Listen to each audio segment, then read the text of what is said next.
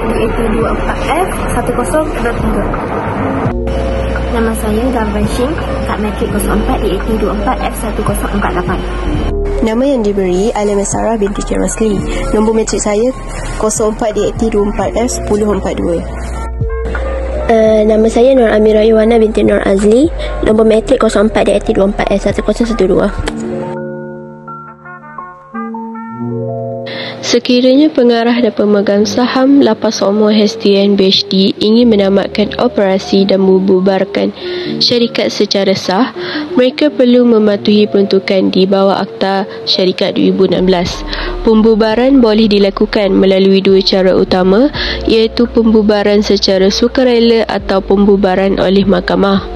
Dalam kes ini kerana keputusan datang daripada pemegang saham dan pengarah sendiri, maka pembubaran secara sukarela oleh ahli adalah yang paling sesuai. Mengikut Seksyen 441 Akta Syarikat 2016, penggulungan secara sukarela berlaku apabila syarikat mahu menamatkan perniagaan. Seterusnya, mengikut Seksyen 443 Akta Syarikat 2016, pengarah mestilah membuat pengisytiharan solvensi untuk menunjukkan syarikat mampu membayar hutang-hutang. Pengarah mestilah memastikan semakan dibuat ke atas akaun syarikat dan yakin syarikat mampu membayar hutang. Selain itu, syarikat juga perlu membuat mesyuarat dan pengarah memaklumkan hutang-hutang tersebut boleh dibayar dalam tempoh 12 bulan selepas syarikat ditutup. Seterusnya, perkara-perkara yang mesti terkandung dalam pengisytiharan solvensi ialah aset-aset syarikat, liability syarikat dan perbelanjaan penggulungan syarikat. Mengikut Seksyen 439/2 CA 2016, prosedur penggulungan secara sukarela adalah seperti berikut.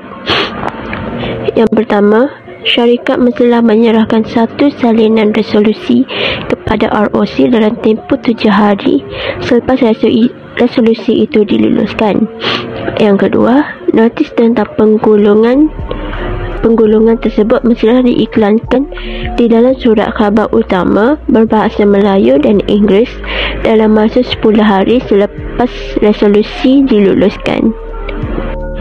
Mengikut Seksyen 433 dan Seksyen 432 CA 2016, terdapat dua jenis kategori penggolongan secara sukarela, iaitu penggolongan sukarela ahli-ahli dan penggolongan sukarela pemiutang. Dalam kes ini, penggolongan sukarela ahli-ahli adalah lebih sesuai kerana pemegang saham dan pengarah sendiri yang ingin membubarkan syarikat. Mengikut Seksyen 432/2/A, penggolongan ini berlaku apabila syarikat dalam keadaan solvent dan mampu membayar hutang. Likuidator akan dilantik untuk menguruskan penggolongan tersebut. Mengikut Seksyen 444, pengisytiharan solvensi akan dibuat oleh pengarah untuk menunjukkan kemampuan syarikat membayar hutang tersebut. Yang pertama, membagi mesyuarat pemiutang di bawah Seksyen 449/1 Akta Syarikat 2016. Syarikat akan mengadakan mesyuarat dengan pemihutang bagi tujuan penggulungan sukarela. Pengarah juga perlu membagi mesyuarat pemihutang dalam tempoh 30 hari selepas resolusi pembubaran diluluskan. Yang kedua pula, menyerahkan notis penggolongan di bawah Seksyen 449/2 Akta Syarikat 2016. Notis tentang penggolongan tersebut mestilah diserahkan oleh syarikat kepada semua pemihutang yang terlibat. Likuidator perlu menyerahkan notis penggolongan kepada SSM dalam masa 7 hari selepas dilantik bagi memaklumkan bahawa syarikat sedang dalam proses pembubaran secara sukarela. Nombor 3, memilih masa dan tempat yang sesuai, iaitu Seksyen 449/3 Akta Syarikat 2016. Syarikat mestilah memilih masa yang tepat dan tempat yang sesuai untuk menjalankan mesyuarat tersebut. Notis tentang mesyuarat tersebut mestilah diserahkan 7 hari sebelum mesyuarat diadakan, dan notis tersebut mestilah diserahkan kepada semua pemiutang bersama jumlah yang tetap.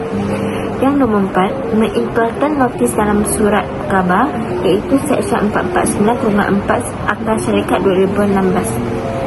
Notis tentang mesyuarat tersebut mestilah diiklankan di dalam surat khabar utama berbahasa Melayu dan Inggeris. Likuidator perlu mengiklankan notis pembubaran dalam waktu kerajaan dan sekurang-kurangnya 1 surat khabar tempatan dalam masa yang ditetapkan. Nombor 5, mengetahui dan mengeluarkan senarai lengkap, iaitu Seksyen 449/5 Akta Syarikat 2016.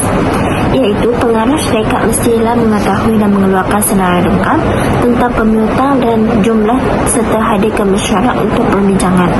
Dan akhirnya, likuidator perlu menyediakan dan mengeluarkan senarai lengkap, nama serta alamat pemiutang dan pemegang saham syarikat.